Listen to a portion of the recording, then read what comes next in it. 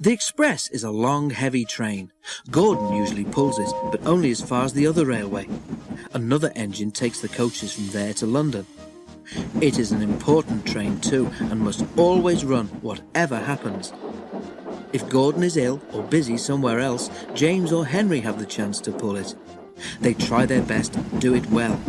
Too well, perhaps, because sometimes the importance of the occasion goes to their smoke boxes and makes them boastful.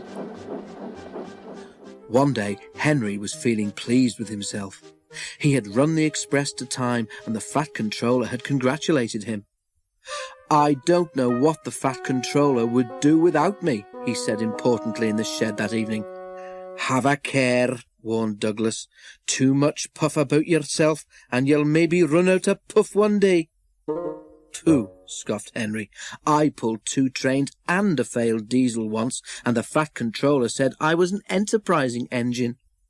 "Aye, I mind it well," agreed Donald. "I took the goods train on, you recall, but Dougie is right. Puff goes before a fail." The Scottish twins were wasting their own puff, of course, because Henry took no notice whatsoever.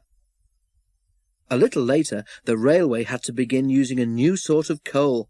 It was dusty and burned with clouds of thick black smoke. The Fat Controller was cross, and the engines didn't like it either. "Filthy rubbish," they grumbled. The new coal made more ash too.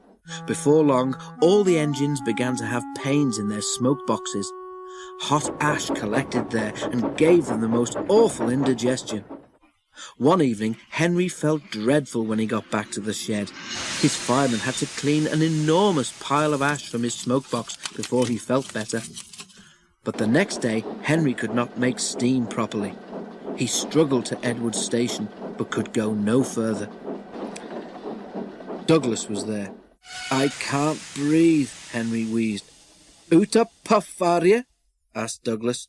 "Then I say we didn't warn you." Henry couldn't answer. Douglas took his train for him.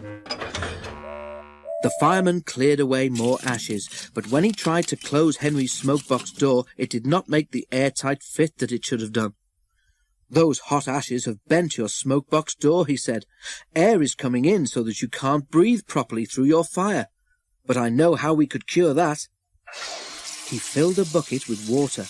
Then he fetched all the old newspapers he could find from the station bookstall.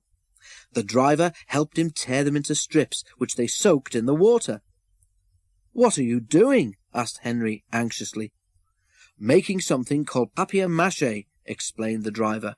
"When this paper is soggy enough, we shall paste it in your air leak so that you can breathe better. It won't last forever, but it will get us home." "Oh," said Henry unhappily.